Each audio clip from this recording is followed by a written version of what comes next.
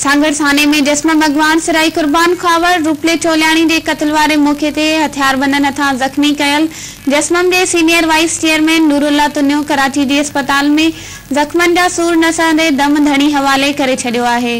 नूरुल्ला तुन्यो सांगड़ वेझो हथियारबंदन पारा सिराई कुर्बान खावर रूपलो चोलियाणी ए नादर बुक्टी के गोलियों हणी कत्ल करे गाड़ी में बाहि दई सारण वारे मौके जो अखिन डिठो शाहिद हो।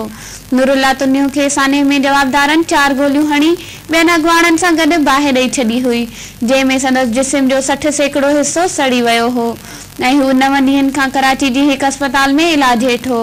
नूरुल्ला तुन्यो जो मड़ कराची खां शहदादकोट नियो पयो वने जिते के सबाणे कब्रिस्तान में मिट्टी माओ हवाले कयो वेंदो।